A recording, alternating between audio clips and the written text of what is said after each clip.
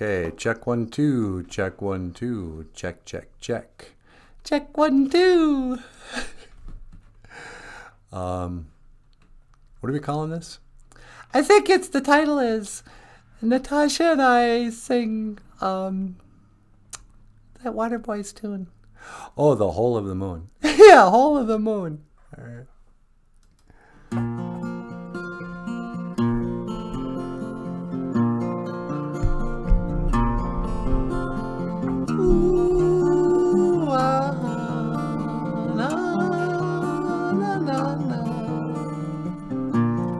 Pictured a rainbow.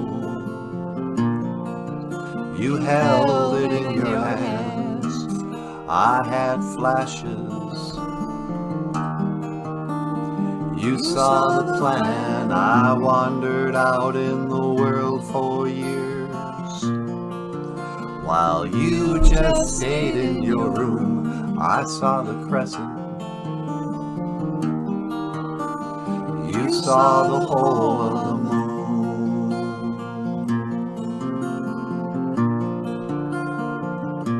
The whole of the moon. Hey, yeah. You were there at the turnstile with the wind at your heels. You stretch for the stars and you know how it feels to reach too high, too far, too soon. You saw the whole of the moon. I was grounded while you filled the sky. I was dumbfounded. You cut through lies. I watched the rain-dirty valley, and you saw Brigadoon. I saw the crescent. You saw the whole of the moon,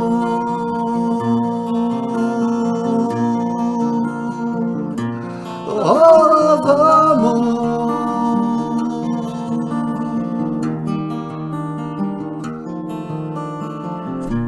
I spoke about wings. You just flew. I wondered, I guessed, and I tried.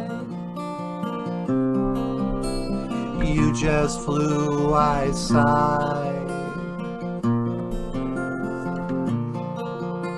And you swooned, I saw the crescent. You saw the whole of the moon.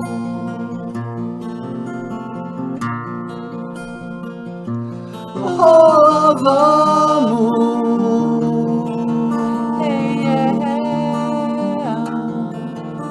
With a torch in your pocket and the wind at your heels, you climb on the ladder and you know how it feels to reach too high, too far, too soon. All of the moon,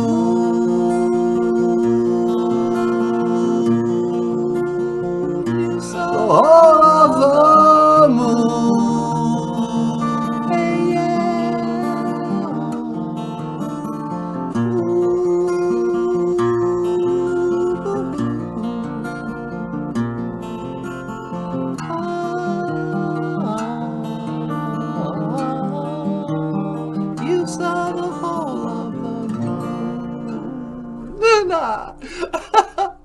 Ladies and gentlemen, Michael Lyons. All right. So let's see who's here. Gwen Carley's here, sweetie. Well, for you, Gwen. What's going on? Good evening. She says good evening. Mino Onagoshin. Good evening, Gwen. Nice to see you. And let's see who else is here. MJ's here. MJ! Well, bless your heart, MJ. Bonjour, MJ. Bonjour, MJ. Welcome to the show. And let's see who else is here. John Redcorn's back. John Redcorn, the one and only. How's it going, John? Bonjour, John. All right. So, live streaming it on a, what day is it? I think is it Tuesday? It's the 3rd. It's definitely the 3rd. I can't remember if it's Monday or two. And I don't have a real job anymore, so the days of the week kind of run together. Yeah, no kidding, huh? All right. Here we are once again, Michael Lyons. Yeah. Should we, you ready to start the show? Yeah, I'm ready whenever you are. All right. Bonjour, Kakina Awia. Hello, everybody. And welcome back to Rockstar Cartoonist, the podcast about rock stars and cartoonists and Ojibwe language and culture and whatever else we think about. My name is Natasha Nindijanekaz. Over here, this is the rockstar cartoonist, Michael Lyons. Ikaton bonjour, Michael Lyons. Say hello, Michael Lyons. Hey, everybody, welcome to the show. And, hey, you know what? What's that? Before we go any further, Yeah? I'm kind of feeling like I want to go outside and put out my tobacco. Maybe say a little prayer to Gitchimanadu. Oh, good idea. You know, I'm going to ask him to help us speak well today. Oh, okay. I'm gonna go outside. I'm gonna mahjong. I'm gonna leave. Would you mind teleporting me outside? Yeah, sure. We got an old secondhand teleporter, but it still works pretty well, huh? Yeah. All right.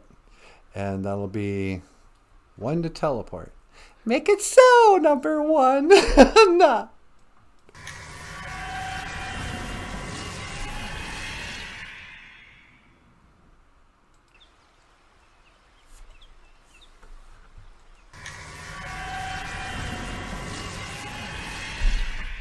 Oh, look at this.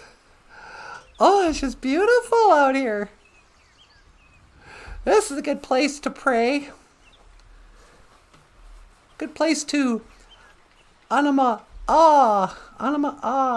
pray. A prayer is an anima a.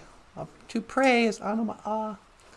If I could just find some asema, a little tobacco. I always like to offer a little pinch of tobacco to Gitchimanadu before I pray. So, Gitchimanadu, Utapana niwi asema. Great Spirit, accept my tobacco. Bonjour, Gitchimanadu.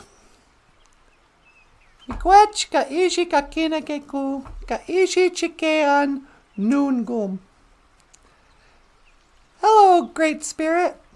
Thank you for everything that you do today. Miigwech ka ishi waibak. Thank you for the weather. Miigwech ka ishi bamadazian. Thank you for my life.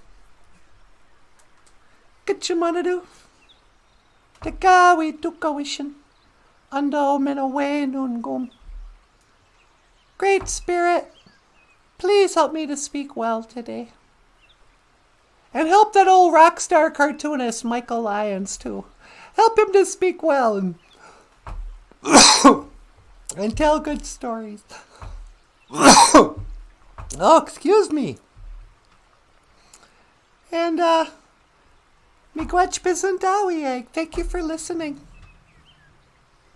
Apenge. Amen. All right. Hey, bonjour, Beneshiak. Hello, birds. What's going on? Some birds over here. No, I can't hang around. I gotta go do a show. Yeah. Oh, I'll be back tomorrow. Noongum. Not noongum, that's today. What's tomorrow? Waban. I'll be back, Waban. Giga Wabaman, Minowa. I'll see you again. All right. Boop, boop, boop, boop. Beep, beep. Beep, beep. Hello? Hello, Michael Lyons. Hey, Natasha, you ready to come home? Yeah, can you pick me up? You got it. And that's 1 to teleport. Make it so, number 1. Nah.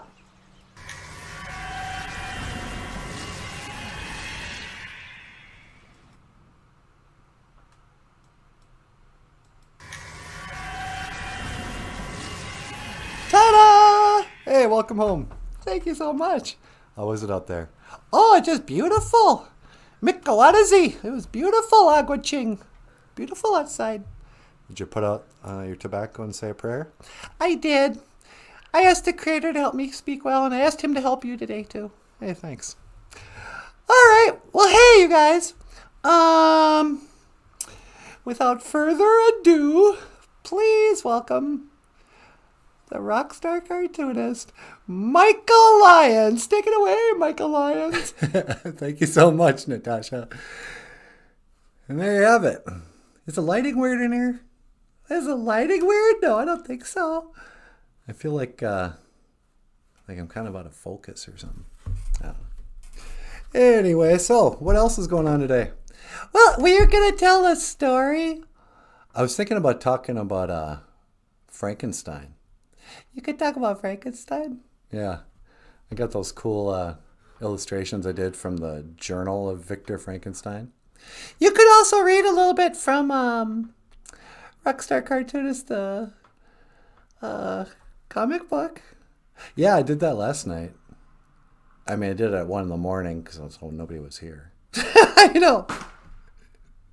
Unless you guys got something you want to talk about. How you been? What's going on? Are you excited for the 4th of July? Are you excited for the 4th of July, Natasha? I hate the 4th of July. You hate the 4th of July? What kind of terrible American are you? Oh, I hate fireworks. Yeah, me too, actually. Not only do I hate fireworks so much, because I think it's stupid. Yeah. Here's my position on fireworks. And yeah, and I know that there's probably, you guys are all planning on going out and watching fireworks. It is so stupid. I've never understood why people go through the trouble. The city fills up with cars. So people can come out, they bring their blankets, they sit in their cars, they sit on the hoods. All so they can watch this very expensive, very stupid Chinese technology of blowing up stuff. And people go, oh, look, how, something explosive. Yeah. I mean, who cares? And then this is also, I don't mind sharing this with you guys. I stopped apologizing for, hating fireworks when we had that cat. Yeah. There was a cat between Princess and Bagheera that I never talk about. Because we only had him for about 2 weeks. But after Princess died, we went to the pound and got a new cat. And I said, I don't know what I said. I saw this skinny orange cat. It was old dude. And I was like, yeah, I'll take him. Brought him home, and he was super sick. He just lied around. He wouldn't, he was just very weak. Kept bringing him in for medicine and stuff, the vet and all that. But then I couldn't get him to take his pill. You got to shove it down. It was just horrible. And on the 4th of July that year, this is the most pitiful thing I've ever seen. Oh, no, you're not going to tell the crying story, are you? Yeah. You guys ever wonder if cats cry? I'm here to tell you that they do. So it's the 4th of July about 6 years ago, I suppose. 5, 6 years ago. I have this cat I named after my grandfather, Aubrey. And he was all sick and dying. And I was laying him there by the window. He was just lying there, his tongue's hanging out. And the sun goes down and the fireworks start going on. And he gets scared, but he has no energy to move. And I see him, and he couldn't even see anything. It was just the noises. Every time that something would blow up, I looked at him and I was petting him. Are you okay? You okay, buddy?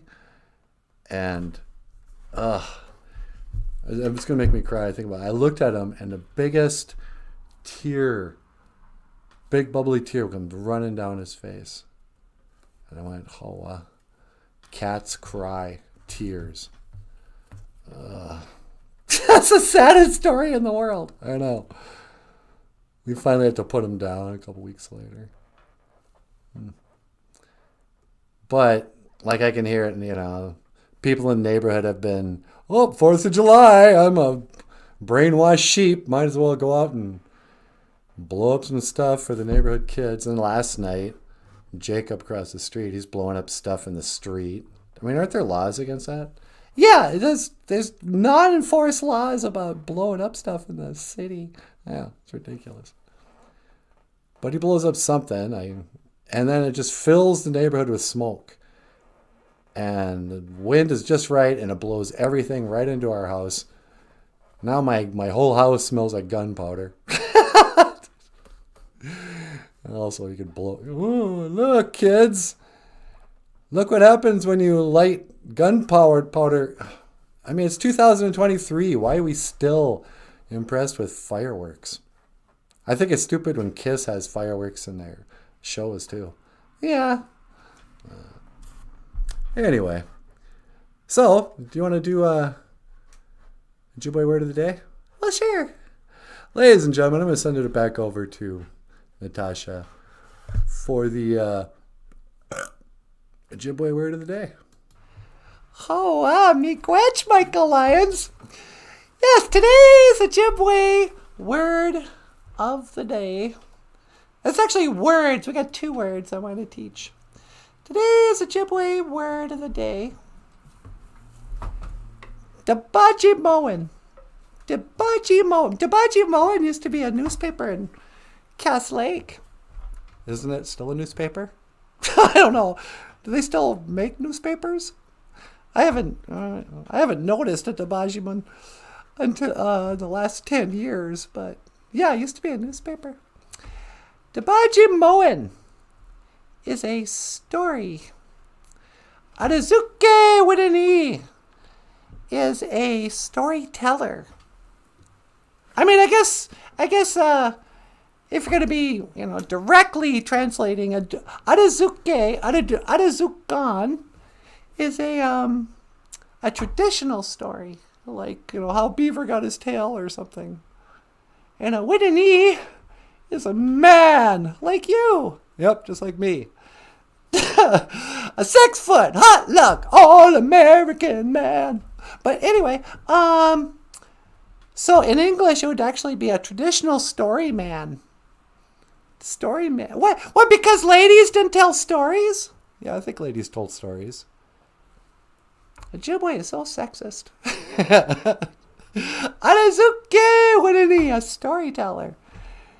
You gonna tell a story? Yeah, I was thinking about telling the story of Frankenstein. Oh, Frankenstein! Mary Shelley. There's a female storyteller. Yeah, Mary Shelley was a female. One of the most famous stories of all time was written by a woman.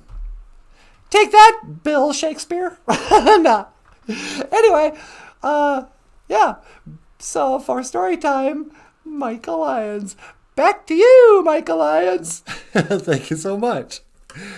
And today's story time, our Dabaji Moen. Let me pull that up again. La la.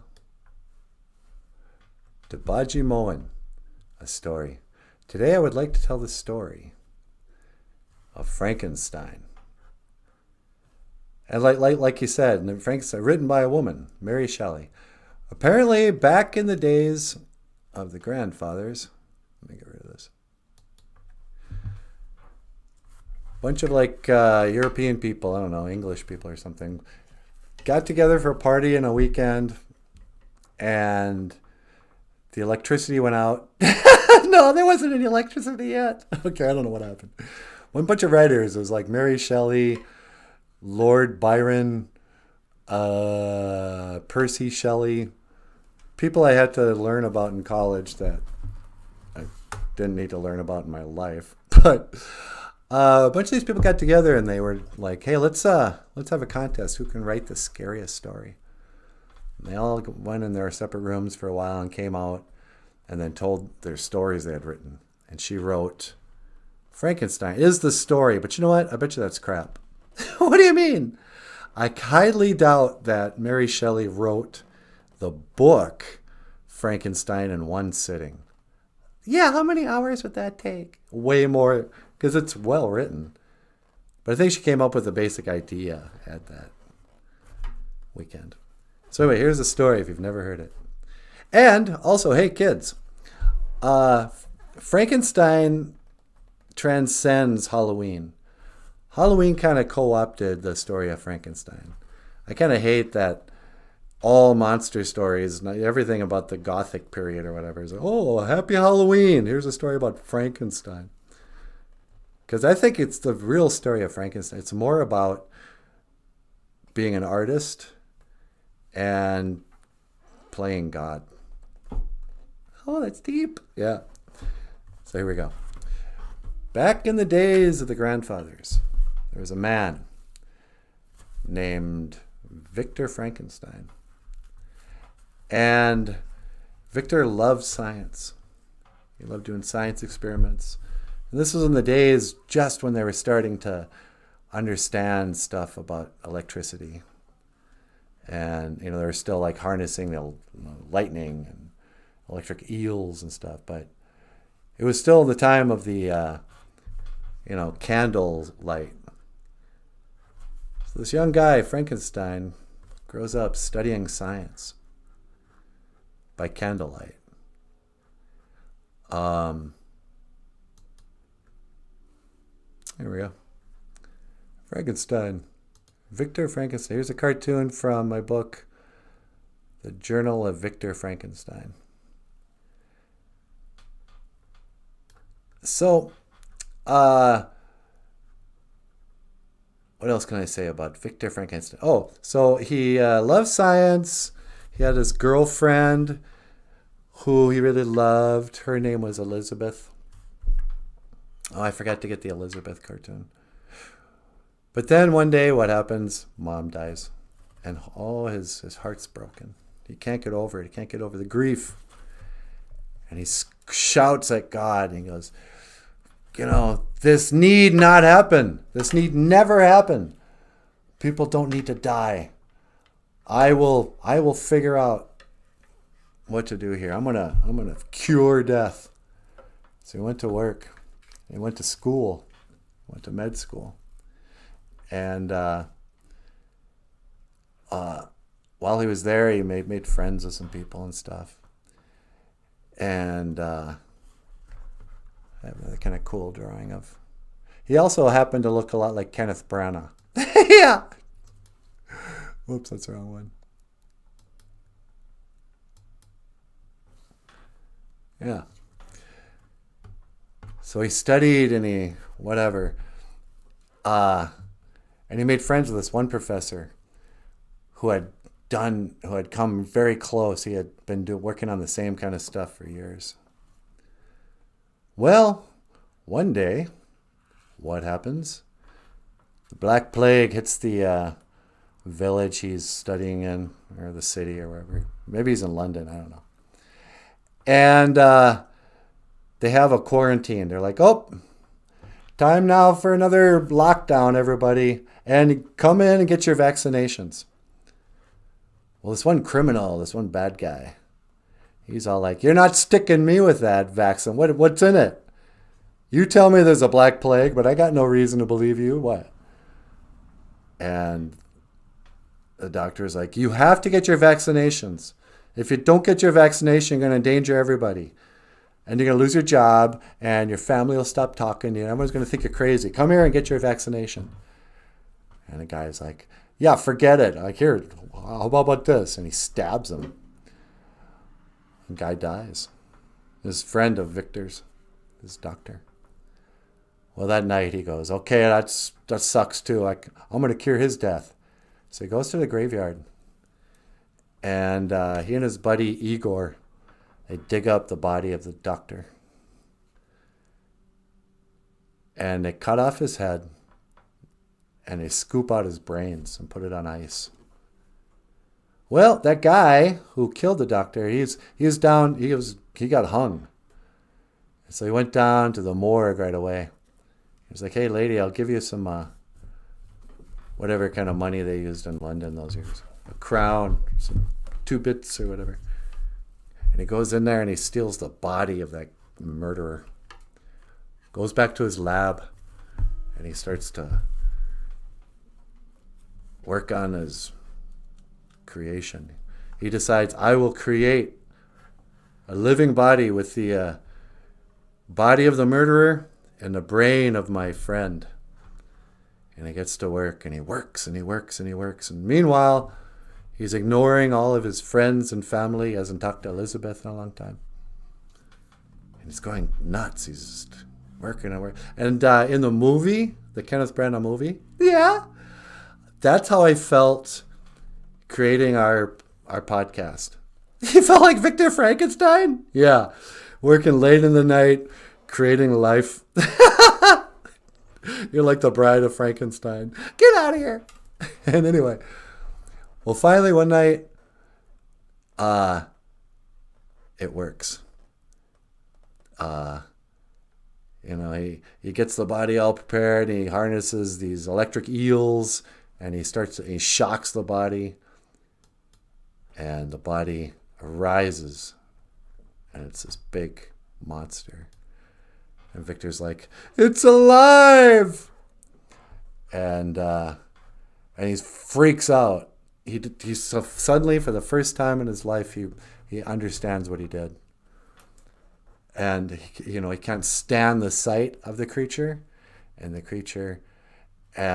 goes and he tries to kill him, and the creature escapes.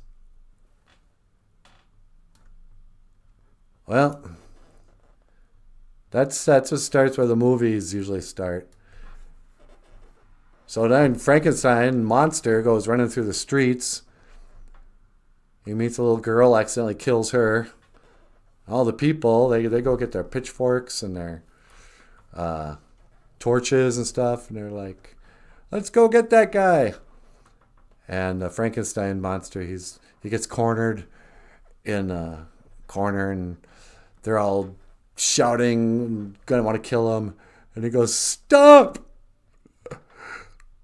I am a man. I am not an animal." That's the Elephant Man. Oh yeah, what was I talking about? You're talking about Frankenstein. Oh right, Frankenstein. So, what happened? Oh, so then Victor starts hunting his creation. And he hunts them all. He's just tracking them, and he tracks them up into the North Pole. A ship, for months he becomes obsessed, trying to find him and kill him. And he gets up to the icy there, and he dies. And who's there? The Frankenstein monster. And the people are like, "Who are you?" And the monster goes, "He never gave me a name." And the people are like, What do you want?" He goes, "I want to bury him." They go, "Why? Why would you want to bury this guy? He was trying to kill you, and he hunted you and hounded you." And all the monster could say was, "He was my father." Oh my goodness! Yeah, huh? And this has been the story of Frankenstein. No, it's not a stupid Halloween story, kids. It's a good story about a scientist who tried to play God. An artist who tried to play God. Because that's what he was doing, his art. He was trying to he was a creative person. Yeah. All right. Well, sweetie, it's been about half an hour. You want to send us out? Well, sure. Hey, everybody. I'm going to send it over to Natasha. Take it away. Well, sure, I'll send us out. Hey, everybody. Thank you so much. Chi miigwech. Thank you for listening. Miigwech bisidawiyeg. And thank you for watching. Dash miigwech ganawabieg. Rockstar Cartoonist. The podcast about rock stars and cartoonists and Ojibwe language, and one rock star cartoonist in particular, Michael Lyons. Thank you so much. My name is Natasha. This over here is Michael Lyons, and I will see you again. Gigawabamin Minawa. Oh, one more thing. If you'd like to support the show, check out the description box. We have links to our Patreon, PayPal, GoFundMe sites. And you can become a member on Patreon and get some stuff. Or you can just leave us a tip, buy us a cup of coffee, And Michael Lyons has books for sale at Amazon.com. Books like Rockstar Cartoonist, a comic book autobiography by Michael Lyons. What happened to my bangs? Ugh. Anyway, yeah, check out the links in the description. You want to add anything? No, it's good. All right, miigwech.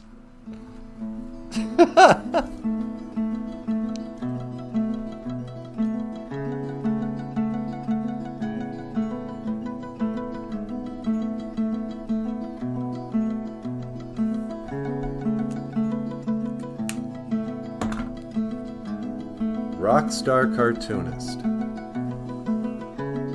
by Michael Lyons.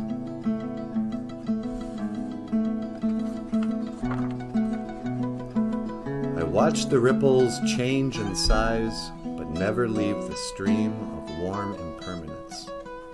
So the days flow through my eyes, but still the days seem the same, just the same, quite the same.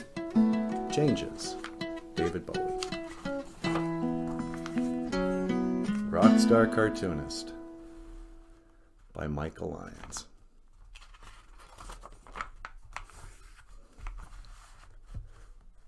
January 28th, 1967. The angels got together and decided to create a dream come true.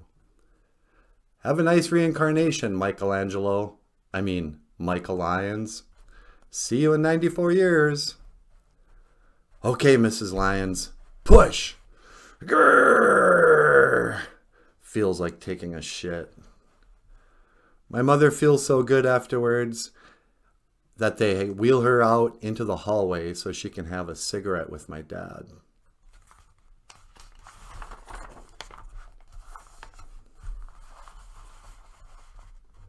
(1968) I don't remember.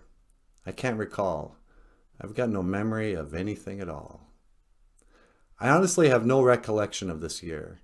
My theory is aliens abducted me and erased my memory. I know. Let's do experiments on him, then erase his memory. That's a great idea, Stephen. Yeah, let's start doing that to everyone we abduct. Nice thinking, son. Either that, or I just wasn't paying attention.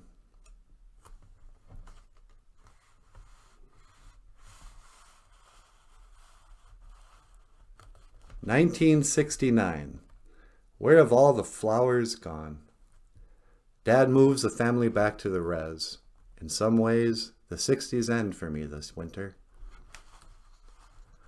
Oh, sure. I go on to wear the bell-bottom pants and high-collared shirts of the counterculture, but my hippie ideals are never quite the same.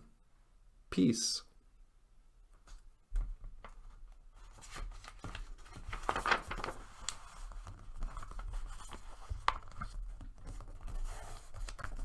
(1970) There's a feeling I get when I look to the west.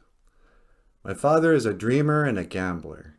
In search of a better life, He packs up the clan and moves us from a small town in northern Minnesota to a small town in northern North Dakota. Welcome to Langdon, population 984. Are we there yet? Yep. My dog's name is Fang.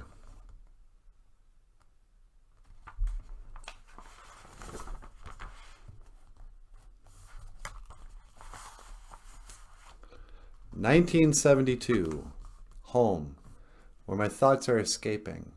Home, where my music's playing. Somehow we're back in Minnesota. This time we're living in a log cabin at my grandparents' resort. There's a huge yellow school bus crashing through the low-hanging pine trees to pick up my brother. Scott gets all kinds of praise for being a big kid, a big schoolboy now. I decide wearing a belt on the outside of my shirt looks cool. For Christmas, I get a red and white teddy bear and name him Little Cutie.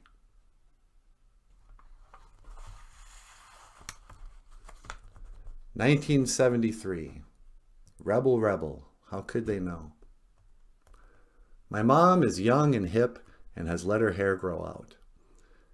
Or has let my hair grow out. Apparently she is the only hip mom in town. Are you a boy or a girl? I notice every other boy in the room has a crew cut. I don't remember actually whipping it out that day, but the matter is settled somehow, and my new friend David knows where my brown skin ends. Class, did you know Michael is part Indian? And I know what part.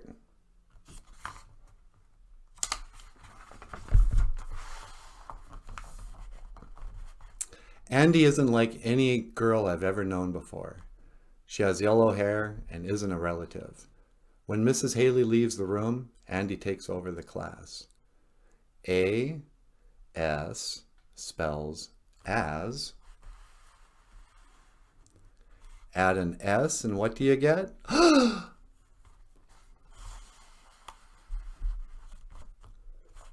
1974. Never loved, never thought you could. Treat you right. Girl, you know I would. First grade. Our teacher is Mrs. Fanflick. She's not as pretty as Mrs. Haley, but she plays guitar and sings cool songs like Puff the Magic Dragon and Leaving on a Jet Plane. I like her. Later on, Mrs. Fanflick will play bass for my dad's band. Little Jackie Paper, love that rascal Puff. This year, I leave Little Cutie at home when I go to school. David and I fight over Andy Lundahl's affections, but just because it's fun. She's my girlfriend. Boys, boys, no, she's mine.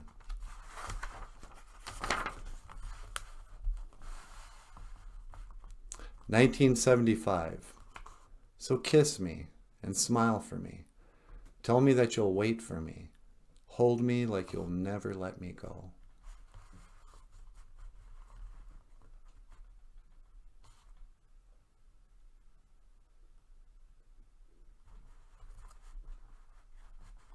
Andy Lundahl moves away and my heart breaks for the first time.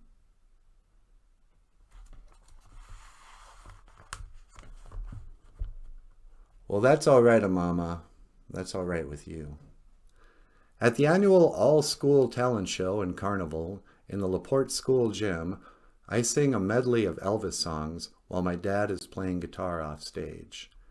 I'm dressed in a white sequined Elvis jumpsuit that my grandmother has made. Well, that's 1 for the money, 2 for the show. I win first place and start to believe I could be a rock star.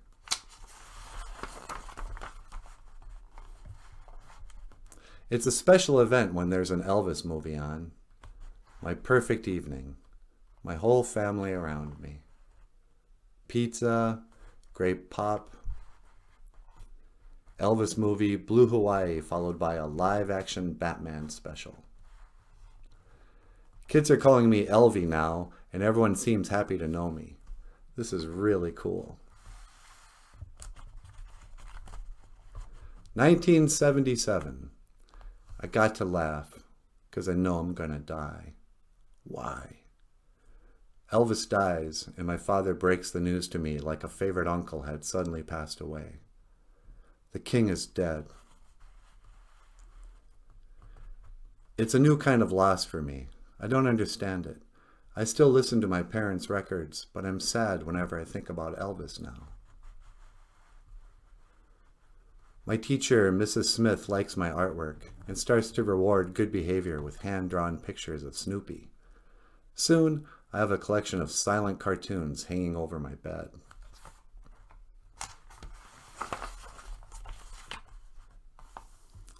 I have a couple of Peanuts books now, and I read from them every night before I fall asleep. I like them, but not because I think they're funny, just the opposite. I relate to Charlie Brown's feelings for the little red-haired girl and his anxiety about playing baseball. A pop fly! I got it! It's all mine! If I catch this ball, we'll win our first game of the season. Please let me catch it. Please let me be the hero. Please let me catch it. Please! On the other hand, do I think I deserve to be a hero? The kid who hit it doesn't want to be the GOAT. Is a baseball game really this important? A lot of kids all over the world never even heard of baseball. A few months later, my brother brings home Kiss Double Platinum. And something in my imagination wakes up.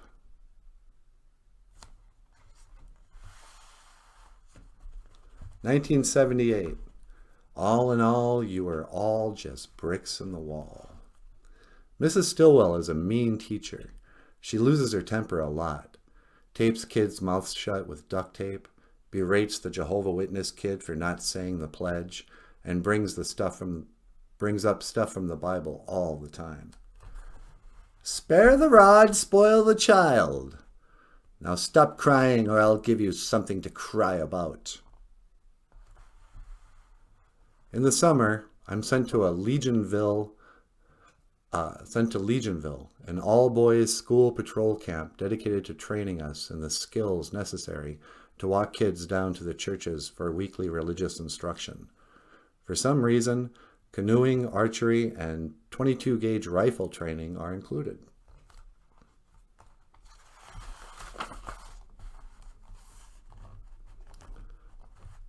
I'm used to attending week-long camps. The following week, I go to a conservative Bible camp called Camp Oak Hills. I've been coming here every summer for years. They tell me KISS stands for Kings in Satan's Service, and that they worship the devil. I'm called out to renounce KISS and come over to the Christian side.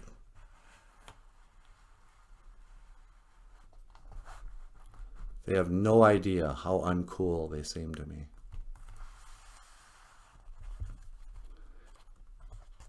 Begin the day with a friendly voice, a companion unobtrusive. Baseball in America's heartland. Our summer league team has no name and no uniforms. The coaches are Merv and Tom, two of the toughest burnouts in high school. They're always hungover, they're cool though, and swear in really creative ways. "Span Diggett to second fucking base, dick licker. Hey Fag, you're on deck." Our parents don't ever come to the games, which is good because we always lose.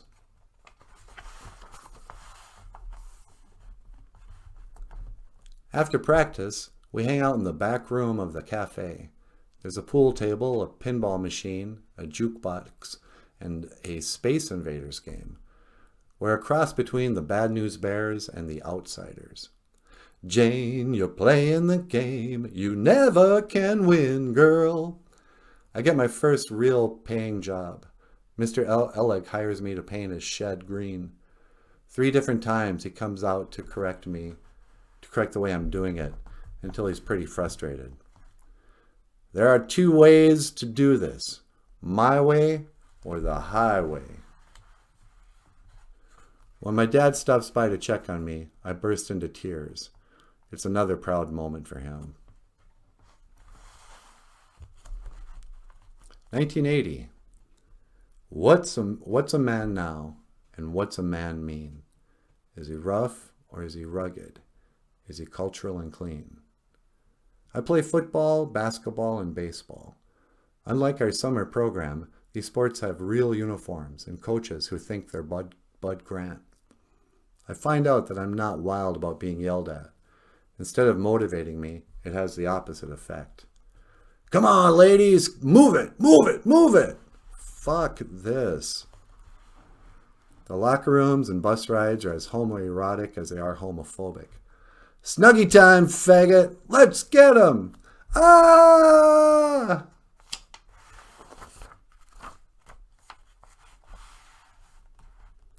I'm 13 years old. I don't smoke or drink. I'm really into Dungeons and Dragons, comic books, and Kiss. My brother brings home Pink Floyd The Wall.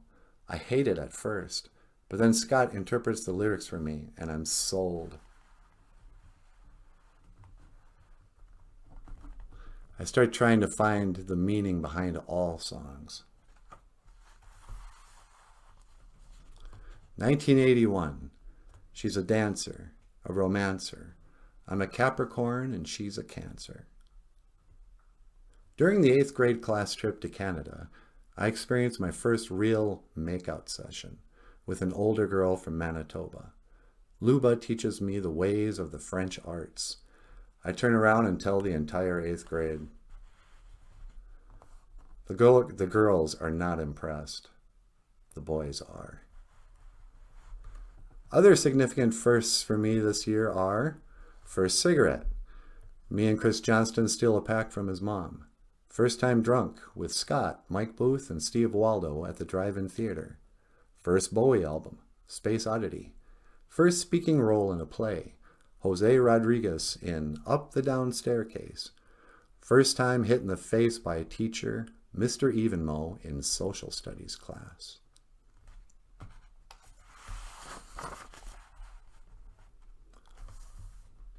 I now know what I want to do with my life.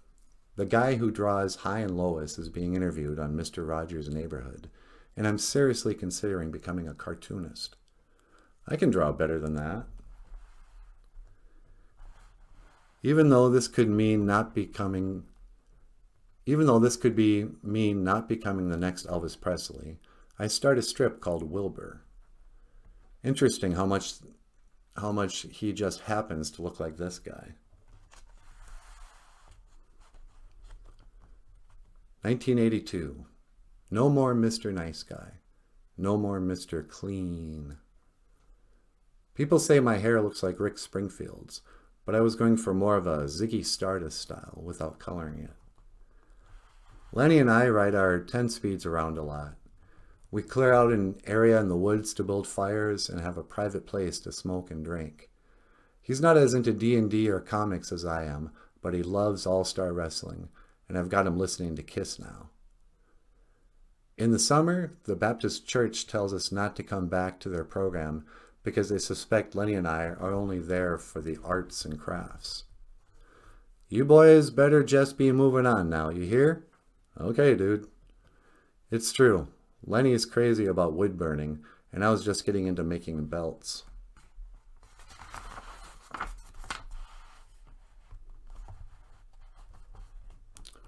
With more time on our hands, Lenny and I decide to break into a number of summer homes along the lake.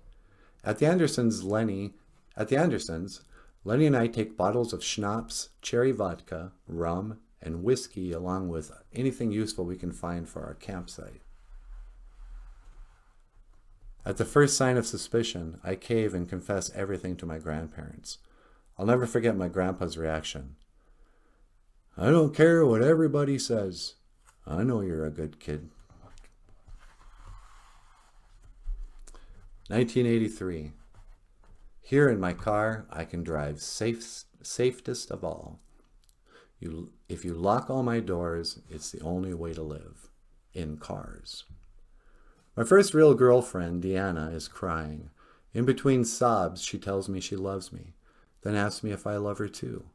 What else could I say?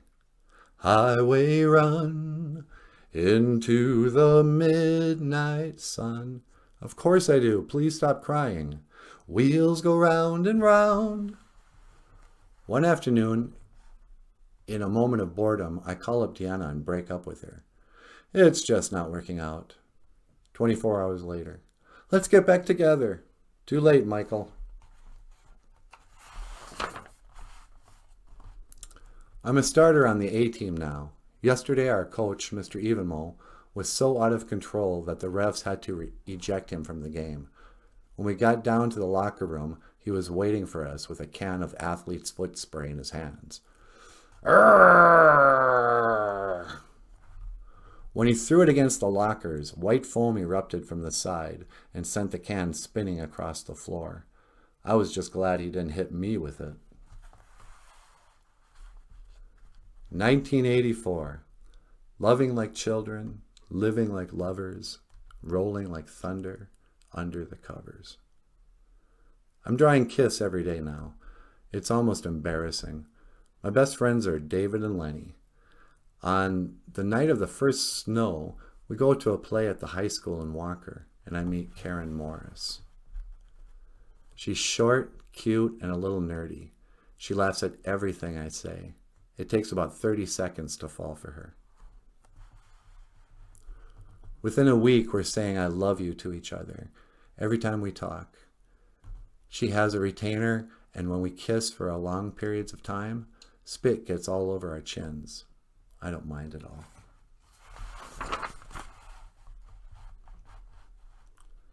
After months of making out in my parents' Chevy Impala, we have sex for the first time in Karen's bedroom.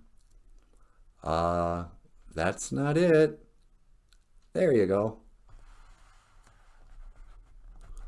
Finally secure in my heterosexuality, I start wearing eyeliner.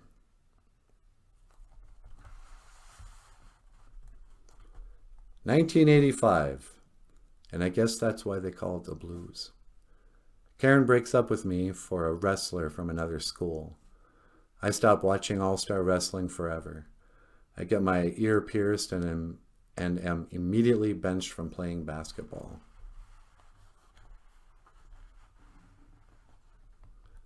I'm more afraid of Evamo than I let on and quit halfway through the season.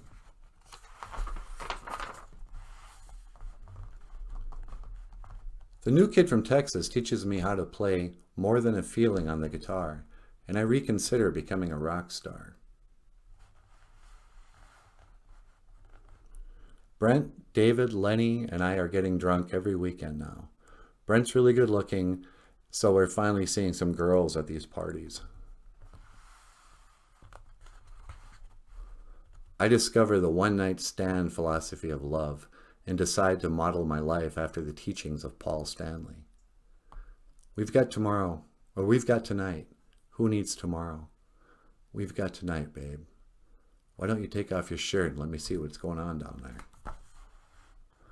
My new rock star persona is a surprisingly effective way at getting girls and ruining their self-esteem at the same time.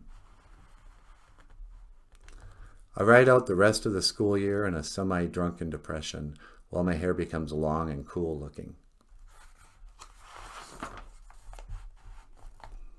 1986. You know I'm a dreamer, but my heart's of gold. I had to run away high so I wouldn't come home low. If I had read the brochure, I would have realized that graphic arts at the St. Cloud Area Vocational Technical Institute doesn't mean graphic novels. You mean this has nothing to do with comics? No, kid. This is about getting a real job. Brent and I live in a tiny dorm room together, drinking beer and playing guitar. People gather around our window to hear us butcher popular songs. We're going off the rails on a crazy train. I'm learning about offset printing presses and darkroom procedures that will be obsolete in 5 years. Ka-chung, ka-chung, ka-chung. I also learned the joys of taking long, drunken walks around the park at night. What do I really want out of life? I want to rock! Rock!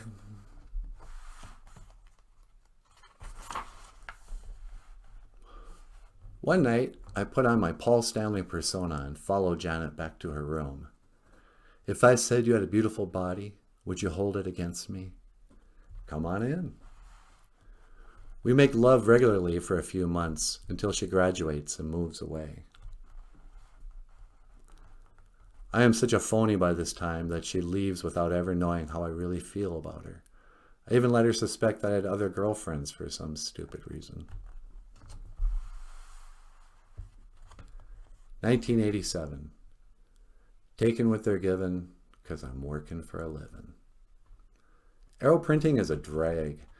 I really want to do well, but I'm overwhelmed by the demands of being a simple bindery person / delivery driver. The foreman is short, fat, and bald. He shouts out orders like a football coach. Come on, ladies, move it, move it, move it! Recently, he's taken to whistling for me like a dog. Yeah, Dick? Here, fill my cup up. 2 sugars. David and I are sharing a 2-bedroom apartment in a house 20 minutes north of Bemidji.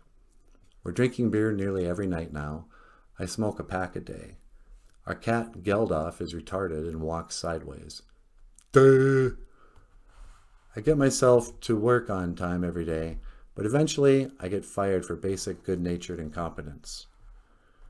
You're not working out as well as we had thought. You're a nice kid, but you just make too many mistakes. Instead of looking for another job in town, I pack up my stuff and move out to live on my brother's couch in Moorhead. 1988. I spent 4 years prostrate to the higher minds, got my paper, and I was free. My only goal for getting into college was getting a comic strip in the college newspaper. Thanks to a special program called the New Center that allows dummies into college, I'm admitted and my new life begins. By Michael A. Lyons, Issue 1. Reuben, Adrian, Edward, Franny, Wilbur, Paul Stanley. Coffeehouse 5 is a regular features in the college paper, and I'm finally starting to feel like a cartoonist. Jennifer Rustad is sleeping with me most nights. When she stays with me, we have to sleep on the shitty mattress on the floor. If I stay at her place, I have to climb in through the dorm room window. You can totally see my footprints leading up to the window in the snow. In April, Jennifer misses her period. Please, God, make her not pregnant, and I promise I'll break up with her.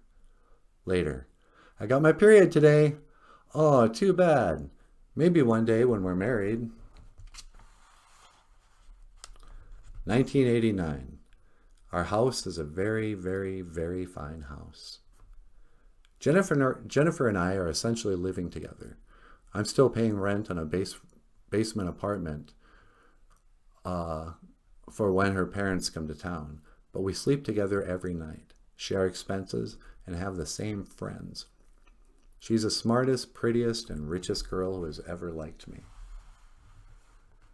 We decide not to press the issue of living together with her parents. The last time Jen talked to her mom about it, it didn't go well. It's not that we don't like Michael. We just can't imagine he's ever going to amount to much.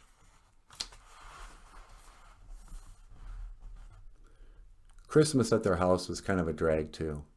Hey, thanks for the $400 in dress clothes. Do you like your mixtape? A private conversation with her father. Tell me, Michael, what exactly are your intentions for my daughter? Don't say fuck her and forget her. Don't say fuck her and forget her. Why, marriage, of course. 1990. And day after day, love turns gray, like a skin on a dying lamb. There's no way I can afford to stay in school, so I start working at Mr. Print downtown. I've given up on trying to own a car and start taking the bus. Jennifer has stopped getting up with me before I leave for work. We're falling into a weird dynamic. Jennifer is the can-do, overachieving private college girl, and I'm the lovable blue-collar dimwit. Want to hear me play the first 10 seconds of Talk Dirty to Me? But is there a virtue to pure empiricism, or does it by its own method exclude metaphysics?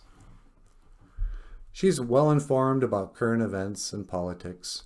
Her friends are all very hip and opinionated. I say I'm liberal too, but I couldn't tell you why.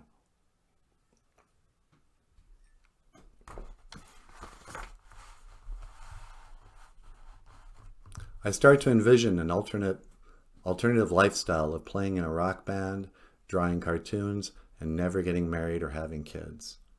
Cartoonist Michael. How did I become so rich and famous? Plays guitar every day. Draws whenever he feels like it. I am so happy. Rock star hair. Alternative clothing. Many sexual partners of varying degrees of spiritual and physical intimacy. Always uses a condom. Lean and healthy because he isn't sitting on the couch every night watching TV and eating chocolate-covered raisins, for Christ's sake. Married Michael. I wonder what would have happened if I'd really tried to become a cartoonist. Has a real job. No time for guitar now. Conservative haircut. Boring clothes. 20 pounds heavier.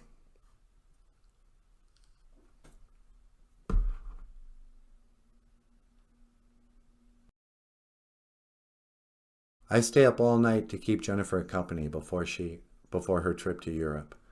She wants to be able to sleep on her flight over. By the time I drop her off at Concordia, I'm too exhausted to feel sad, even though this will be our longest time apart so far.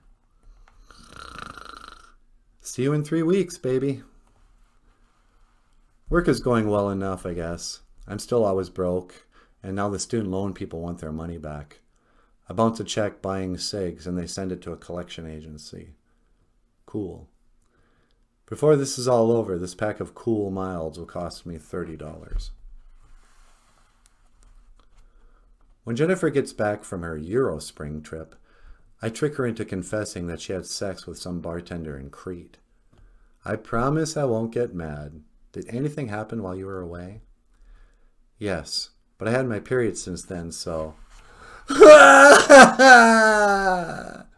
I'm devastated, but financially and emotionally dependent on her, so we stay together.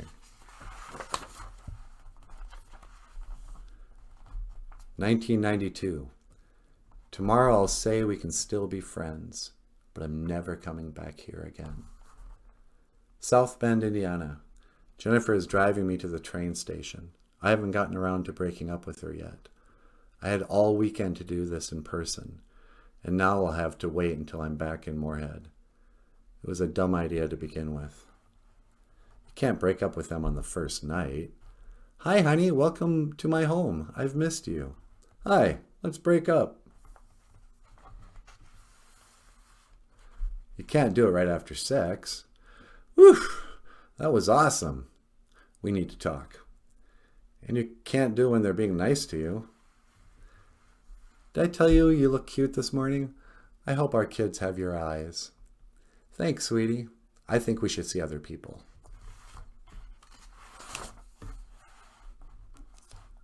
(1993) Excuse me while I kiss the sky. I'm back in college and super focused on Coffee House 5. This is my destiny now. If I can get syndicated, my problems will be over.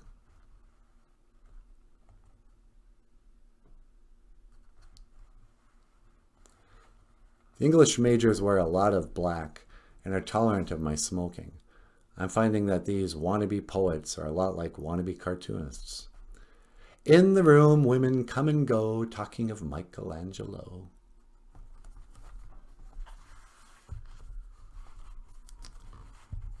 For nostalgic reasons, David and I decided to try pot again. It's been years and we're both getting a little tired of the bar scene. Are you high? Yes, I believe I am high. The next night. All perception is memory. I'm tripping through time. This is the most beautiful song I've ever heard. Ever! This is so much better than being drunk. 1994. Well, we can't salute ya. Can't find a flag. If that don't suit ya, that's a drag. I graduate from MSU and immediately get a job at Concordia College. I'm the Native American representative, and my job is to recruit Indian kids. I'd rather be a cartoonist, but at least I have a good job. I hate my hair and my clothes, but there seems to be a lot of unwritten rules at Concordia. My very survival depends on this paycheck, so I put on the costume, shave off my goatee, and try to fit in. They give me a nice car to use and send me out to all the reservations in Minnesota, North Dakota, and Montana. Don't speed. If a cop pulls you over, he'll smell the weed. I've only been to Minnesota and North Dakota, besides one romantic weekend in Canada, in my life. So this is pretty exciting. 1995. Spring sweet rhythm dance in my head, and slip down to your lover's hands.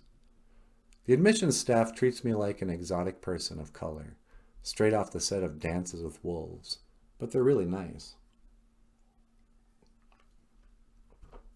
Do your people like Dave Matthews Band? We play noon ball together and eventually start a band called October. There's a student from Bangladesh who's too beautiful for words. I think her name is Natasha. She's way too young for me, but I flirt with her every chance I get anyway.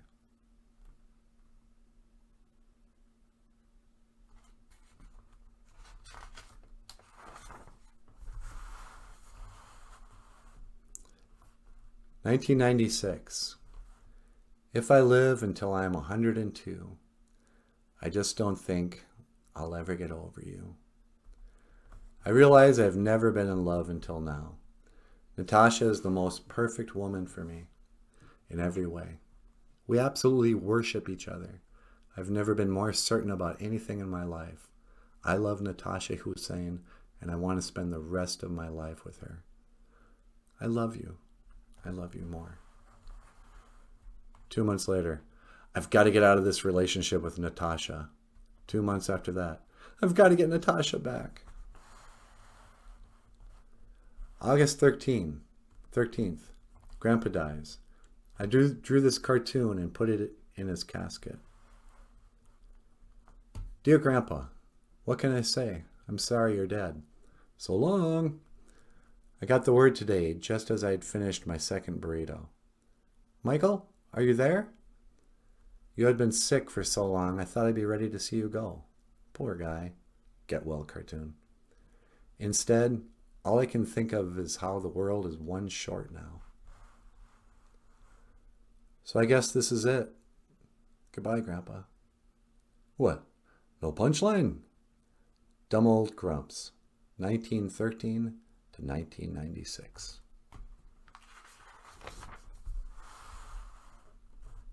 1997.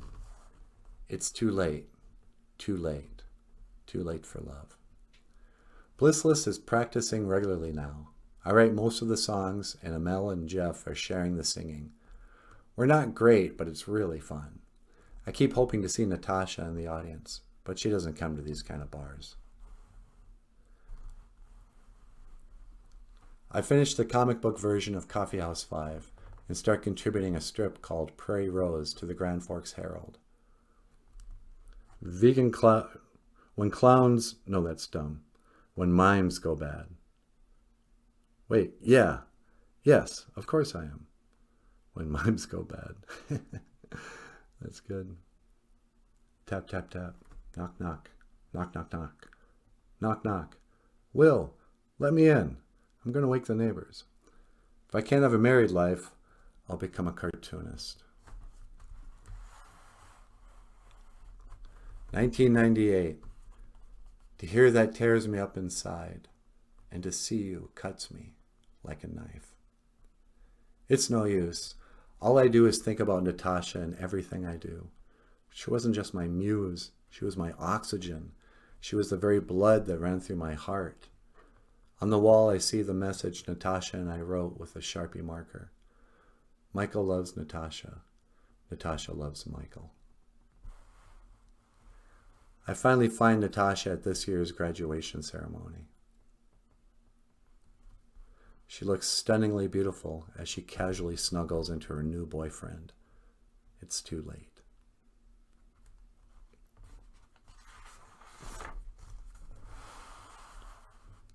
$19.99. Where did I go wrong? I lost a friend somewhere along in the bitterness. David and I moved to Duluth and rent a sweet 2-bedroom apartment in a rent-controlled artist co-op. The ceilings are 30 feet tall. I think this must have been the shop or something.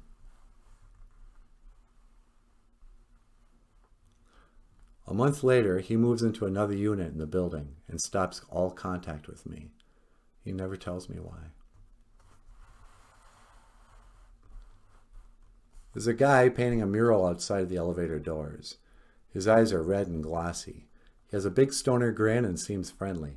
Hi, I'm Warren.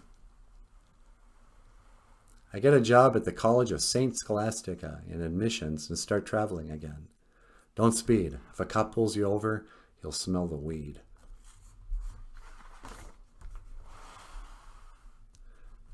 2000. They shed tears at the wintered turn of the centuries. October reunites for a big chill type weekend of booze, pot, women, and band practice. My little sister is basically our cook and maid. Most of the band develops a little crush on her. The final night we play to a packed audience at the North Shore Theater. Our name is displayed in huge letters across the marquee. We have a professional sound guy, lights, and a fog machine. It's glorious. October. When the guys leave the next day, I feel empty and sad. There's a guy at CSS named Clint Carlson who surprises me by sneaking in and sitting down in my office when I'm turned around. He's like Batman. Boo! He's really funny. He says he plays guitar too. I'm still smoking weed regularly and taking daily walks around town and through the trails. Oh, Natasha. I'm sensing that the boss is getting ready for one of those talks, so I apply for a job at UMD. Luckily, I get it, and I start working in the American Indian Learning Resource Room. 2001. I could make it all worthwhile as a rock and roll star. I've got a nice practice space set up in the living room. Sarah and Clint are really fun to play with, and I like writing songs with them. I name us Sweet Days, and we start playing local colleges and coffee houses.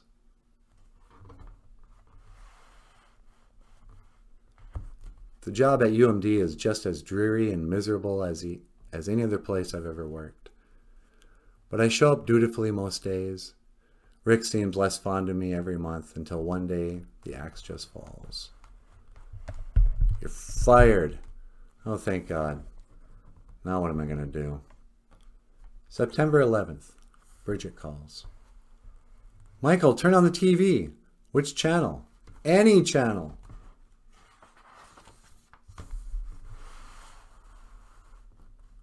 (2002) I take these chances, place them in a box until a quieter time. Lights down, you up and die. Clint and Shauna and I are the best sounding group I've ever been in. These songs are rich and beautiful, so we record our first real CD at this guy's home studio. We're like a family. I'm so glad I moved to Boulder with them. 2 weeks later. So much for the family. Clint slept with Shauna and now she's moving back. I lecture Clint like a child for 45 minutes. Nice going, asshole. I'm really sorry. I never tell him how jealous I actually am. We stopped writing songs together. I play for tips on the sidewalks and become friendly with the homeless people.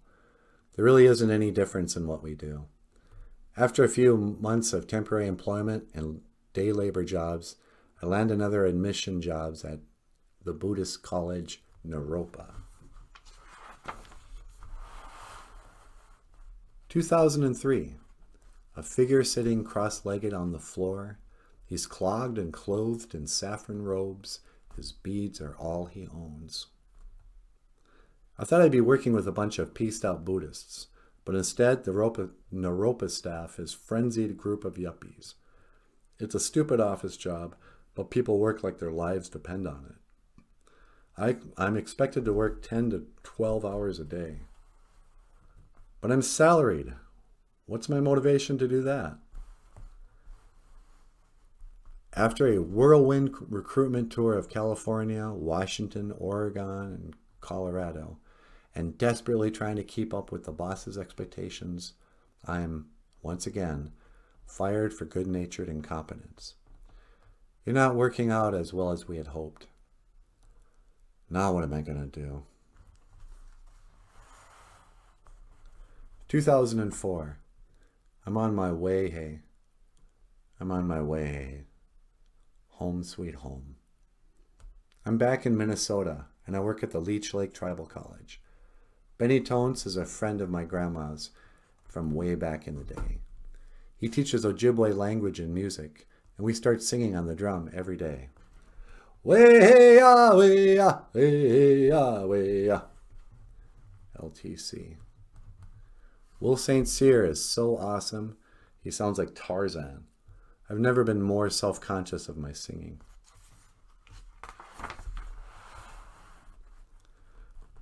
I joined my cousin's bar band and quickly learned 30 new classic rock songs. Our Sunday afternoon practices in Billy's garage are really fun, but I'm starting to hate playing out at these bars. You suck! Who cares what you bunch of alcoholics think anyway? I have a dream about Bigfoot and ask a medicine man what it means. Oh, that's a very special dream. Bigfoot's a spirit, and he rarely lets people see him, even in dreams. Says, here's what I want you to do. Jimbo goes on to tell me that I have to go out in the woods for a 4-day vision quest. I'll have to go without food, water, and cigarettes. I don't know how to politely get the hell out of this. 2005. Tell me why I don't like Mondays. A 16-year-old kid went on a shooting rampage in Red Lake today. I'm sad all over. I can't think straight. My heart is broken in a brand new way.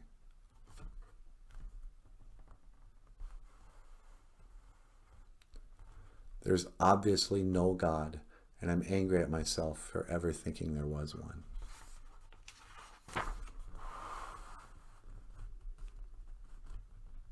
(2006) Benny and the Jets. Benny and I share an office.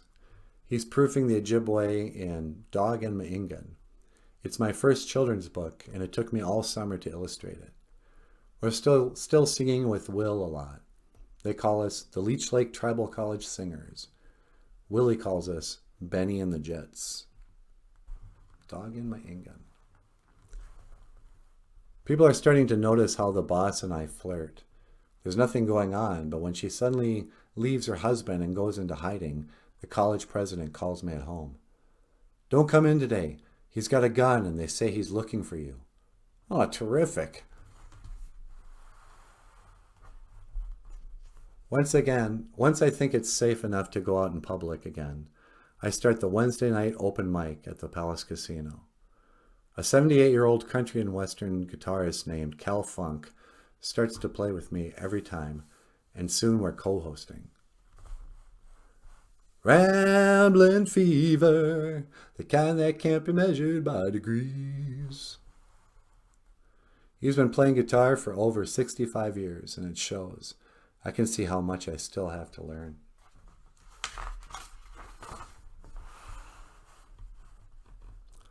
I didn't want to leave Benny and Will, but the job at the tribal college is just unbearable. This place is like one big dysfunctional family, and I want out. Once I realized I can cash out my retirement and have $8,000 in my hand, I quit my job. See ya! I'm finally living the dream. I don't have a job. I have lots of money, and I can work on my next book all day long if I want.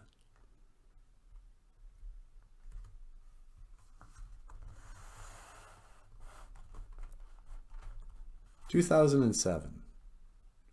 Don't you forget about me. I'll be alone, dancing. You know it, baby." The money runs out much quicker than I thought, and by spring I'm teaching an Ojibwe language and culture class at an alternative high school in Bemidji. My class is all Indian, and we kill time talking about our lives, watching Indian movies, reading Sherman Alexie novels, listening to singers and rappers, and drawing. I bring my guitar in and sing a song about boarding schools. I wanna go home. One of the kids has tears in her eyes. I'm starting to see what kind of adult I'm becoming by how these kids treat me.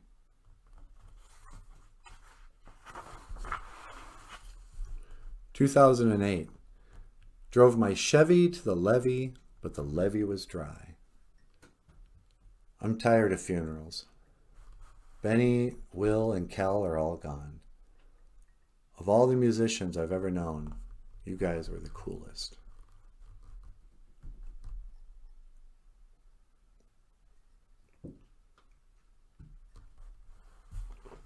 But more than that, you guys are my greatest teachers, and you never knew that. I really miss you.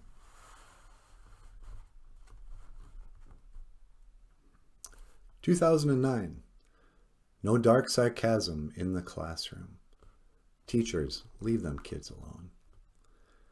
They call me Mr. Lyons at Walker High School, which is good because I don't get asked questions like, "Have you ever smoked pot?" or "Are you gay?" like I do when I let them call me Michael. I'm an Indian education director, and I teach 2 sections of Anishinaabe studies. The kids are your average, rugged, noisy high school kids from the res. I tell them a little about myself. They talk about life at the school and growing up in Onegum. This place sucks.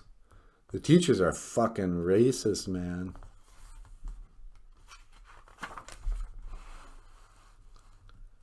It's finally summer, and I'm directing a program for a bunch of little kids in Onegum. We play kickball, draw cartoons, go swimming, ride bikes, and practice for the play I wrote. Little Cutie has 13 speaking parts, 11 costumes, and a complicated set design. I must be out of my mind. June 25th. Michael Jackson dies. People make child molestation jokes. I start crying in an aisle at the Holiday Station store when I hear Man in the Mirror on the radio. Little Cutie, the stage production is a success. The girls are wonderful. We have a cast party at the pizza place downtown, and my star actress gets sick. The next day, a rumor spreads that Mr. Lyons tried to poison Taya. I don't feel so good, Mr. Lyons. It is the least offensive rumor I've heard about myself all summer.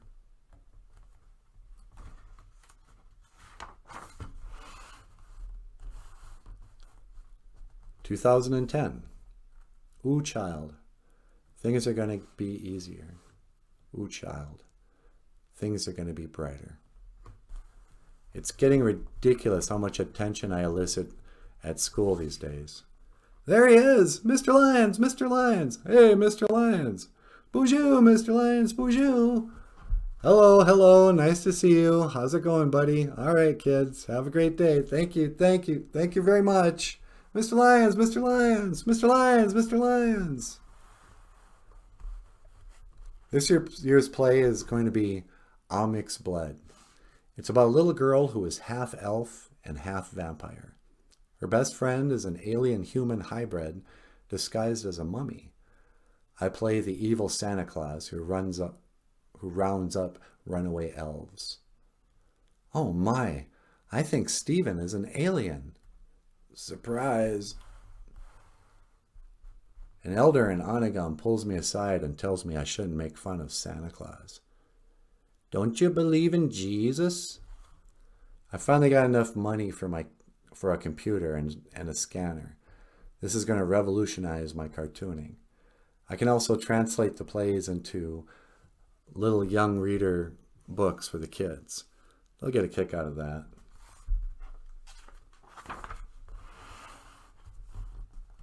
I think I'm finally a real writer now.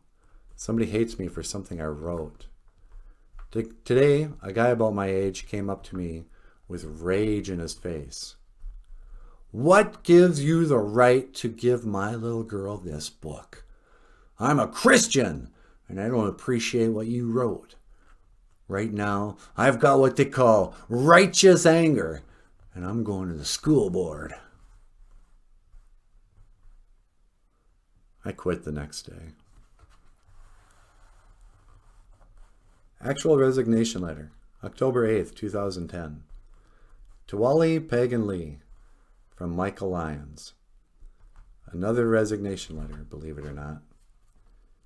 Yesterday afternoon, a parent approached me in the parking lot screaming, "What gives you the right to give my little girl that book?" He was talking about my book, Onyx Blood. In short, he's furious with me. He thinks I'm inciting hatred between Indians and Christians and will be going to the school board. He's not the only one who is all bent out of shape about my working here. I thought about writing up a defense of my book, but frankly, I really don't care what people think of it. I didn't write it to elicit a response from Christians or anyone. I'm not trying to sell it. I'm not interested in changing anyone's opinion on anything. What is clear to me is this. My non-Christian, unpatriotic views are not welcome in this community. If so many parents think my stupid little cartoons are so dangerous, I have to honor their wishes and leave their children alone. I've already been instructed to stay away from the elementary. It's obvious that most of the teachers are not interested in my efforts to teach Ojibwe language and history, or my work with music and theater in the school. The feedback I've received since joining the WHA community has been overwhelmingly negative. I have my thoughts about this, but again, I don't think anybody wants to hear about it. So now I'd like to bow out without causing any more hassle for you terrific people. I'd like to meet to discuss the terms of our divorce. Just kidding. If you'd like me to leave right away, I will. I'd also be open to staying longer until a replacement is found. I guess what I'm saying is, you're off the hook as far as having to defend me to the public. I've already started looking for another job.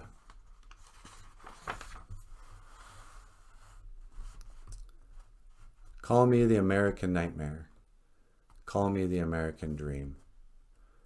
Russell Brand is on the Howard Stern show, and they're discussing transcendental meditation. Howard tells a story about how meditation was directly responsible for curing his mother's depression. There's something so practical and nonsensical in the way they talk about it that I look up transcendental meditation on YouTube and try it for myself. Time Shai Ga. 2 months pass, and I'm sitting twice a day for 20 minutes at a time. I find Natasha on Facebook. She hasn't aged a day. There's a darling little girl in the photo with her, and it looks like they're at a public pool. That must be her daughter. Her daughter. She has a whole new life now. She probably doesn't even remember me. I feel lonelier than I've ever been before.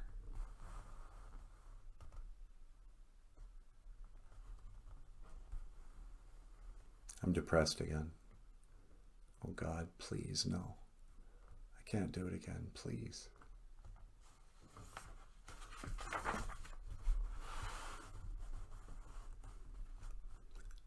Something happens. One night, I can't stop crying.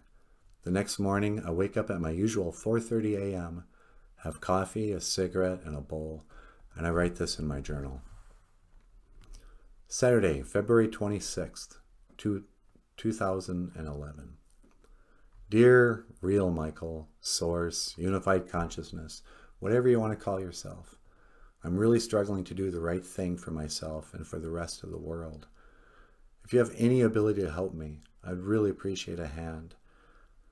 If I'm on the right path, let me know. I really can't tell. Please help me. I'm willing to drop everything now. Show me how to live and I'll do it. What else can I say? I woke up pretty happy, I guess. This is a beautiful song. Guess I'll meditate now. Sincerely, Michael.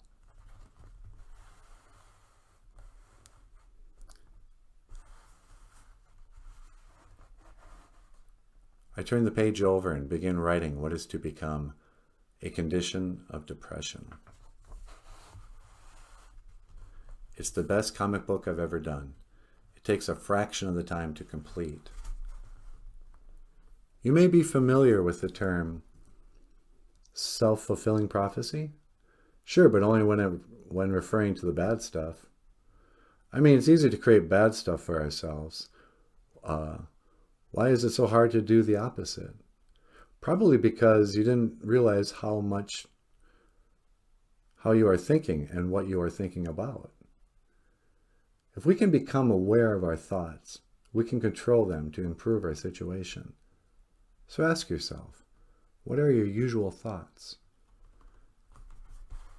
Every page is a series of happy accidents, and I'm bewildered by how perfectly it works for what I'm trying to do. I have a lock.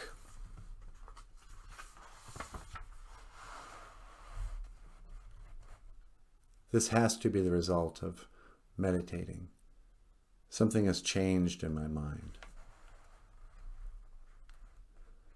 And I'm happy again.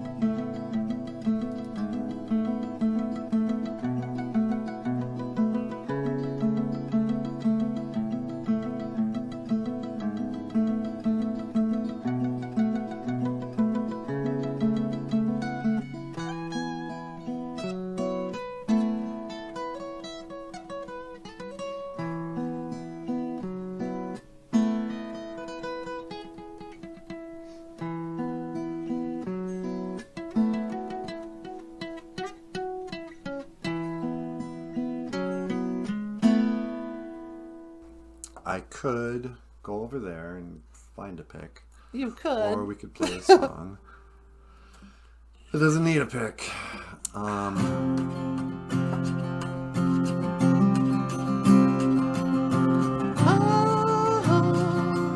baby. Yeah, yeah, yeah. Welcome to the show. Welcome to Boozhoo, not a Boozhoo, the podcast about Ojibwe culture and language too. Not a Boozhoo, Boozhoo, not a Boozhoo. Welcome to our little show. We don't know where we'll go.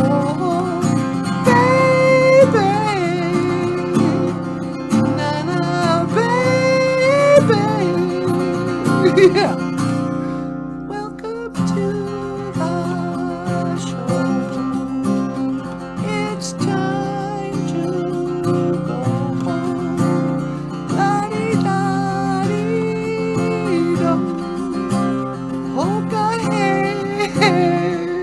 Yeah. Baby.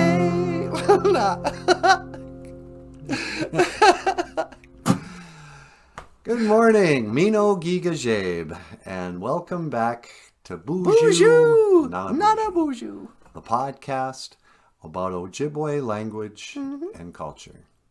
My name is Michael Lyons. This here is the lovely and talented Oh, get Natasha. out of here. Boozhoo. And the star of the show, Nana Boozhoo. Take it away, Nana Boozhoo.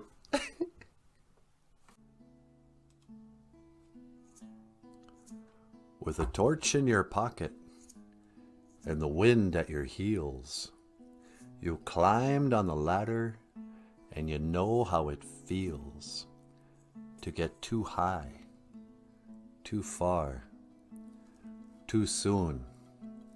You saw the whole of the moon. There were unicorns and cannonballs, palaces and piers, trumpets, towers, tenements, wide oceans full of tears, flags, rags, ferry boats, scimitars and scarves, every precious dream and vision underneath the stars. Yes, you climbed on the ladder with the wind in your sails. You came like a comet, blazing your trail, too high, too far, too soon. You saw the whole of the moon. That's how that poem goes. All right.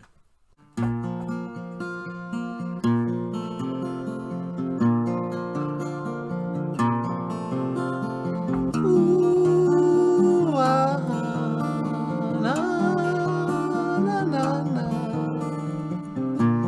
I pictured a rainbow. You held it in your hands. I had flashes. You saw the plan. I wandered out in the world for years, while you just stayed in your room. I saw the crescent. You saw the whole of the moon.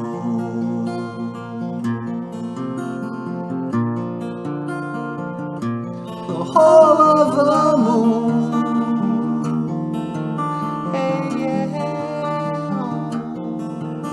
You were there at the turnstile with the wind at your heels. You stretch for the stars and you know how it feels to reach too high, too far, too soon. You saw the whole of the moon. I was grounded while you filled the sky. I was dumbfounded. You cut through lies. I watched the rain-dirty valley, and you saw Brigadoon. I saw the crescent. You saw the whole of the moon.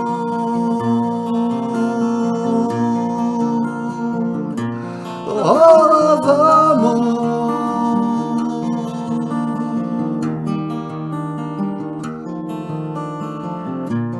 Spoke about wings. You just flew. I wondered, I guessed, and I tried. You just flew, I sighed.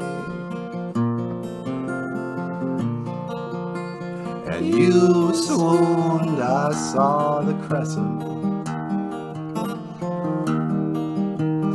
You saw the whole of the moon.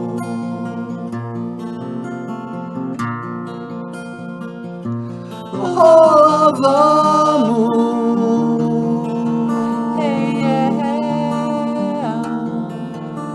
With a torch in your pocket and the wind at your heels, you climbed on the ladder and you know how it feels to reach too high, too far, too soon. All of the moon.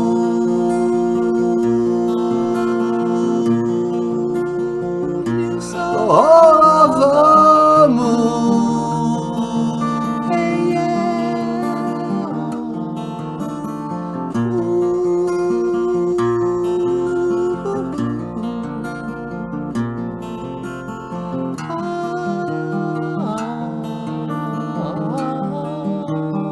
You saw the whole of the moon.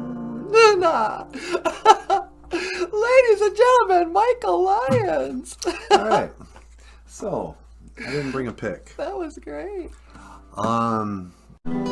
Hey, if you'd like to support the show, if you'd like to support Boujou Nana Boujou, You can click the links in the description box to either Patreon. On Patreon, you can give us a little bit of money every month, and we'll send you a book. PayPal, you can send us a little tip, or you can go to GoFundMe.com and help us raise money. We have a GoFundMe. Otherwise, if you'd like to order Ojibwe language books by me, Michael Lyons, the rock star cartoonist, you can click the links to Amazon.com and order. I've got coloring books, comic books, children's picture books, like Ojibwe, and Dog and Manga, Uju Ojibwe, many more. Click the links below. Miigwech. And this morning, I would like to play a song in the Ojibwe language. Oh, really? Here's a song that we wrote. I don't know. Maybe we've played this too many times. Probably. But here we go. This is Blueberry Pie in Ojibwe. Mina Bushki Mina Sagani Batusi Jagani Bakweja. It's a long word, huh?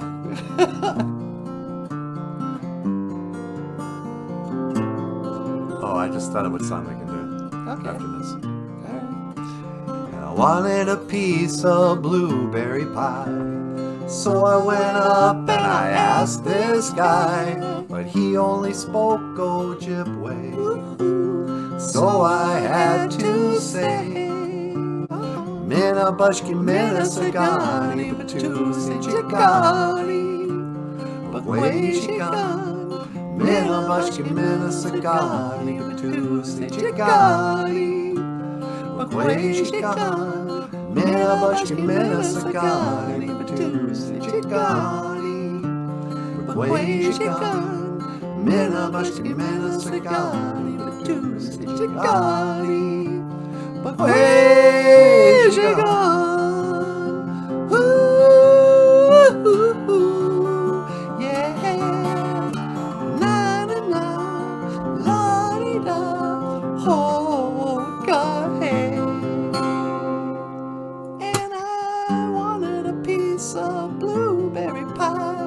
So I went up and I asked this guy. He only spoke Ojibwe, so I had to say, Mina Bushki Mina Sagani Batusi Jagani Bakweja. Mina Bushki Mina Sagani Batusi Jagani Bakweja. Mina Bushki Mina Sagani Batusi Jagani Bakweja.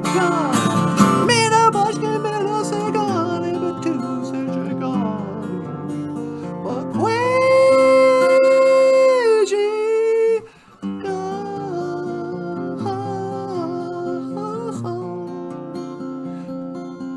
Blueberry pie. Mina Bushki Mina Sagani Batusi Jagani Bakweja. Yeah. Mina Bushki Mina Sagani Batusi Batusi Jagani Bakweja. Blueberry pie in Ojibwe.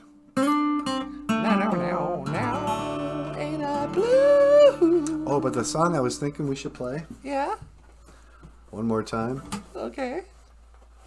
is a Bowie tune. Can I Yeah. go this way? Yeah. Yeah, just go get a pick. Do you guys remember how to sing Golden Years by David Bowie? Golden years? Yeah, of course.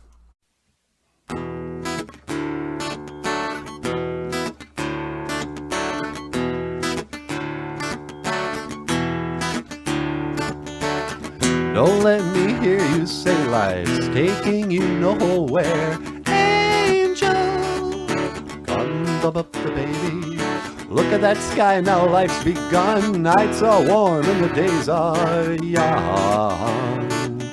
Come up to the baby. Where's my baby? Lost that soul. Once I'm begging you, stay for a little self. Come up to the baby. Run for the shadows.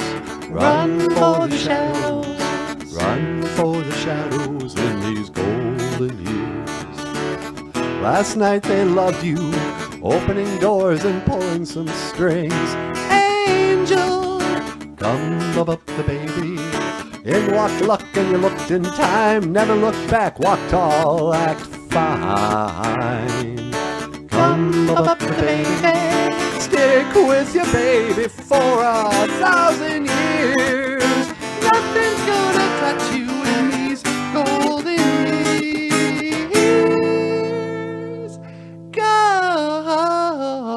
Golden years. Gold, wop, wop, wop.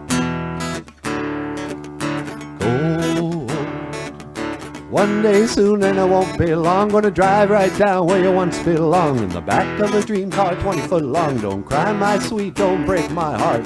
Doing life you've gotta get smart. Wish upon day upon day. I believe, oh Lord, I believe all the way. Run for the shadows, run for the shadows, run for the shadows in these golden years.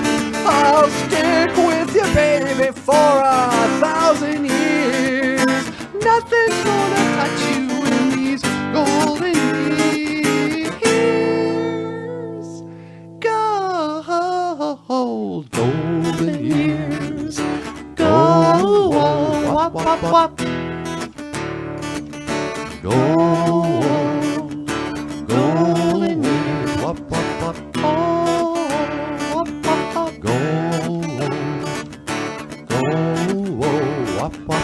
Run for the shadows, run for the shadows, run for the shadows in these golden years.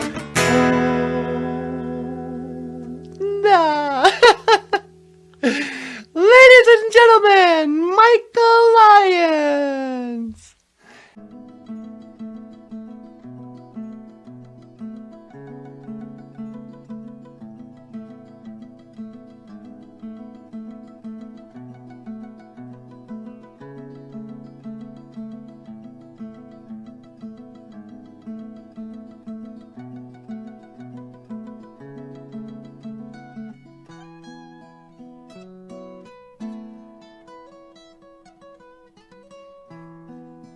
Gigawaba min, Minawa.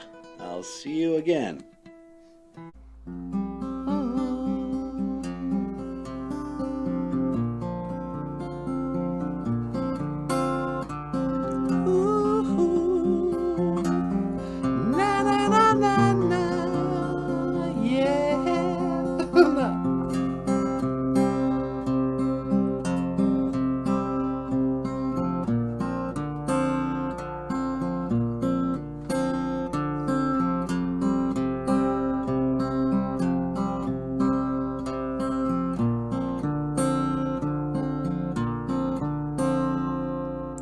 They don't play no more, but I remember a time, 1984, or maybe 85. He sang the Salvation Army band played, and the children drank lemonade, and the morning lasted all day. The bitters came out better on a stolen guitar. Now we were blessed like spiders from Mars. Bitters came out better on a stolen guitar. Now we were blessed like spiders from Mars. They say,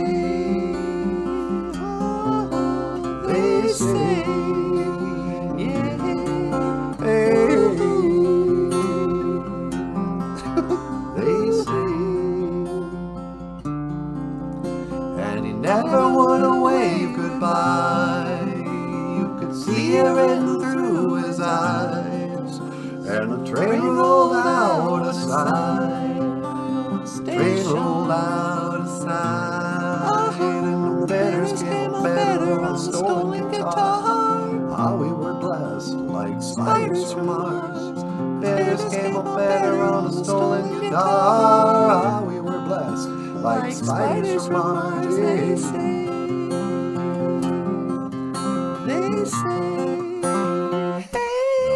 Yeah, I don't know. No, I like that. I thought that was a cool song. Okay, we're going on 11 minutes now. 11 minutes. Okay, let's do this. Dog and Mainga by Michael Lyons. Hello. Bonjour. 1. Beijig. 1 dog. Beijig Anamosh. 1 wolf. Beijig Mainga. 2. Nij. 2 eagles. Nij Migazi Wug. 3. Niswe. 3 bears. Niswe Mukwug. 4. Niwin. 4 raccoons. Niwin Asi Banang. Nanan. 5. 5 deer. Nanan Wawa Shigeshi Wug. 6. Ningod Waswe. 6 crows. Ningod Waswe Andeg Wug. 7. Nij Waswe. 7 rabbits. Nij Waswe Wabuzug. 8. Ish Waswe. 8 squirrels. Ish Waswe Misa Jidamug. 9. Jangaswe. 9 birds. Jangaswe Beneshi Yug. 10. Midaswe. 10 butterflies. Midaswe Mamengwa. Miigwech. Thank you. Dog and Maingan. By Michael Lyons. Available at Amazon.com.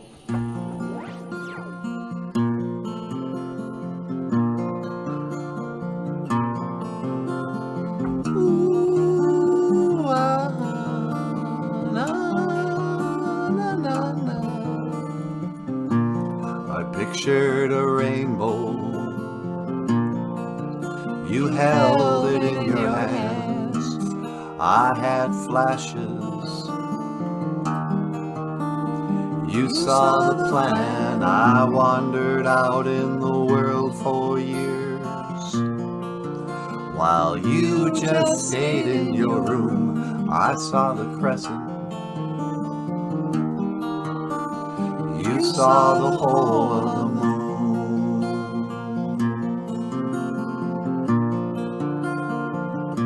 The whole of the moon. Hey, yeah. You were there at the turnstile with the wind at your heels. You stretch for the stars and you know how it feels to reach too high, too far, too soon. You saw the whole of the moon. I was grounded while you filled the sky. I was dumbfounded. You cut through lies. I watched the rain-dirty valley. And you saw Brigadoon. I saw the crescent. You saw the whole of the moon.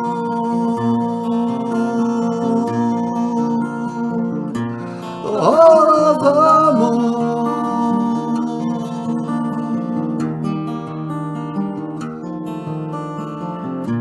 I spoke about wings. You just flew. I wondered, I guessed, and I tried. You just flew, I sighed. When you swooned, I saw the crescent. You saw the whole of the moon.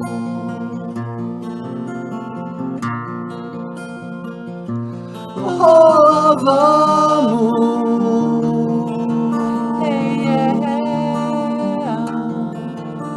With a torch in your pocket and the wind at your heels, you climbed on the ladder and you know how it feels to reach too high, too far, too soon. Oh, the moon.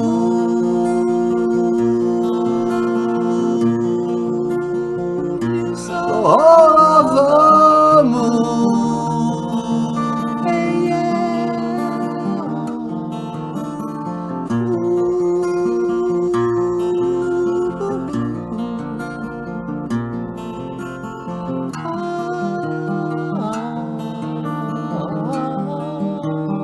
You saw the whole of the moon. Ladies and gentlemen, Michael Lyons. All right. So,